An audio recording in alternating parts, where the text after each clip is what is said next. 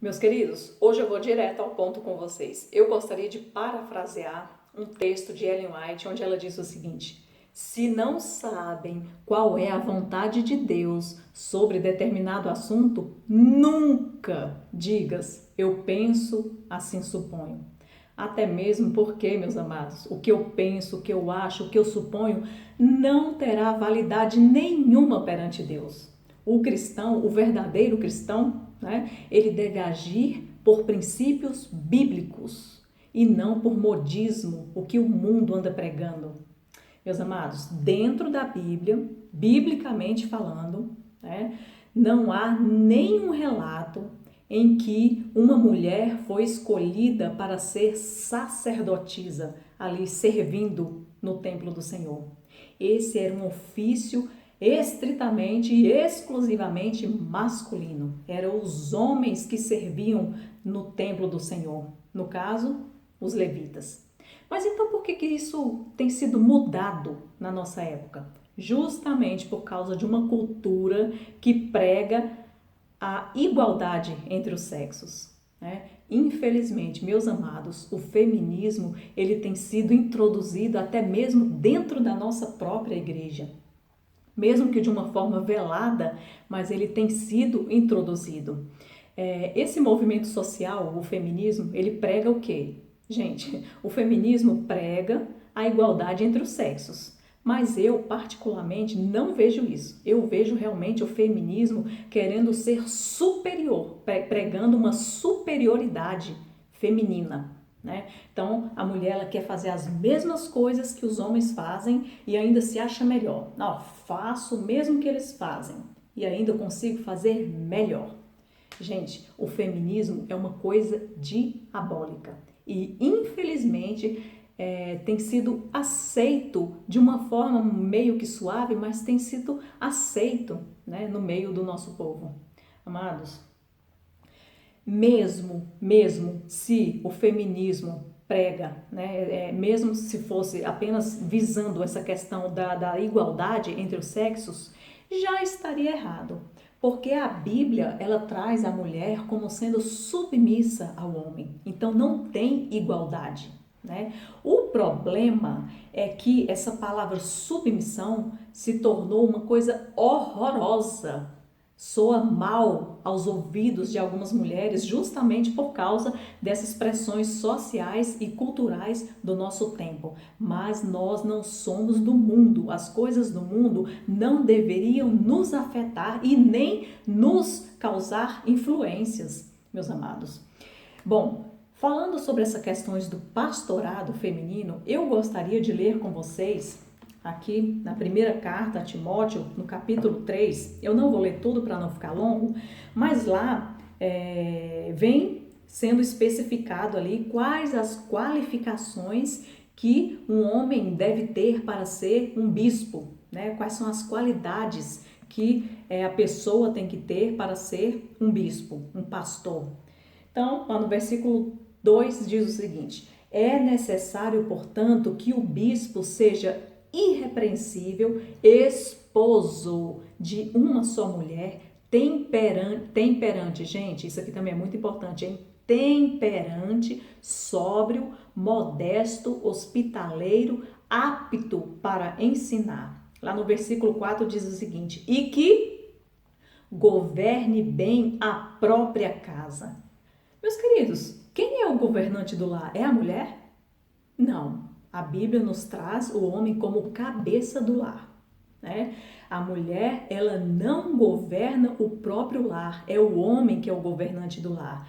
Então, se para ser um bispo, para ser um pastor, ele tem que governar bem o lar, e quem governa o lar é um homem, é o cabeça, é o chefe da casa, é o homem, como podemos então aceitar essa questão do pastorado feminino? Não é bíblico, meus irmãos, não é bíblico. Isso é uma moda do mundo que está sendo introduzido no meio do nosso povo. E nós, como povo de Deus, mulheres do Senhor, não devemos aceitar isso. E também a gente não pode tomar uma decisão, uma posição neutra. A gente tem que falar contra esse feminismo, contra o pastorado feminino, pois ele não é bíblico. Meus amados, e aí eu gostaria de frisar com vocês aqui no versículo 11 pelo seguinte: tem pessoas dizendo que, por causa aqui do versículo 11, há sim uma brecha, né, que se abre para que a mulher também seja uma pastora. Então vamos lá, no versículo 11 diz o seguinte: da mesma sorte, quanto a mulheres, é necessário que sejam elas respeitáveis, não maldizentes, temperantes e fiéis em tudo. Bom, se acima está falando quais as qualificações que um homem deve ter para ser um pastor, para ser um bispo, e lá abaixo no versículo 11 fala da mesma forma, a mulher, ela tem que ser o quê? Respeitável, não maldizente. Então, esse da mesma forma abriria, então, uma brecha para que a mulher pudesse também, né, assumir esse cargo de pastora? Aí é que está o problema, meus amados. Essa Bíblia nossa aqui, que é a Bíblia assim mais utilizada, que é a Ferreira de Almeida, revista e atualizada, ela foi adulterada, tá? Na Bíblia, já, né, em outra versão aqui, Almeida, corrigida e fiel, já vai trazer aqui uma palavrinha muito importante. Vejam bem, essa aqui realmente é mais fiel aos originais, né? Então, lá no versículo 11 diz o seguinte: da mesma sorte, as esposas sejam honestas, não maldizentes, sóbrias e fiéis em tudo. Quem? Então, estamos falando de quem? Das esposas. Então, eles, nessa nova versão aqui, eles tiraram essa palavrinha esposas. E aí, quando cita mulheres, fica generalizado. As mulheres, da mesma forma, as mulheres podem, né, ter essas qualificações e também, né, ser uma pastora. Não, não, não. Está falando das mulheres do pastor. Porque além de um pastor, para ser um bispo, além dele ter todas essas qualidades, a esposa dele também tem que ser gente boa, tem que ter qualidade. É isso que está falando. Não é que ela também pode ser pastora, é que ela também deve ter qualidades para que o seu esposo aceite uma função de bispo, de pastor. Inclusive, ainda mais na Bíblia King James, 1611, ainda vem citando lá, colocada a palavra suas mulheres. Então, nessa versão aqui, foi tirada a palavra suas. E aí mudou completamente o sentido, porque se não fala suas mulheres, quando eu falo mulheres, eu estou generalizando, eu estou falando de todas as mulheres. Não, as mulheres então podem ser assim, mas se eu falo sua mulher, está falando da sua esposa. Não é verdade? Então, essas qualificações aqui não são para as mulheres. Está citando as qualificações que o homem deve ter e incluindo que, além das qualificações dele, a mulher dele também tem que ser qualificada como uma boa esposa para que ele assuma a responsabilidade de um pastor. Gente, isso é muito sério.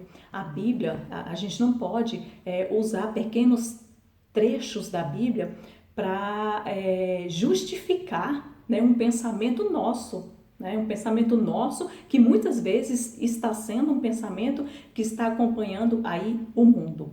Meus amados, não é questão de ser melhor nem pior, né? A mulher não é nem melhor do que o homem, nem pior. É apenas uma divisão de funções. Deus deu certas funções para as mulheres que não deu para os homens.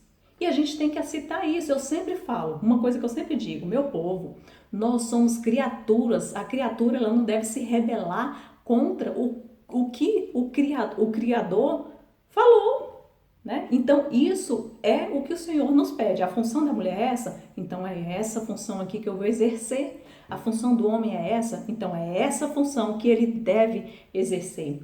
A mulher, ela foi criada como auxiliadora, ela foi criada para auxiliar. O homem não, o homem para pastorar.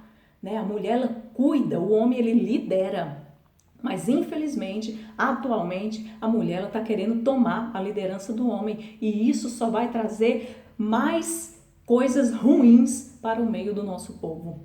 Amados, a função da mulher de liderar é uma função importantíssima. Aliás, liderar não, de cuidar. A mulher, ela cuida. Se um líder não tiver alguém que cuida dele, como difícil, né? Quão difícil vai ser a rotina desse líder. Então, essa função de cuidar é da mulher e é uma função linda. Jesus Cristo, os discípulos, tinham as mulheres que cuidavam deles. Maria abria as portas da sua casa para receber o mestre, os discípulos, e ela cuidava deles. Isso é lindo, gente. A nossa função como mulher é linda e a gente não tem que estar buscando exercer as funções masculinas, porque a nossa função já é muito bonita. Meus amados, que essa palavra fique no coração de vocês e que a gente levante essa bandeira da palavra, essa aqui, né? Aliás, tá melhor, né? Da palavra viva, verdadeira, e que a gente viva conforme a Bíblia, o assim diz o Senhor, e não o que o mundo anda pregando. Fiquem com Deus.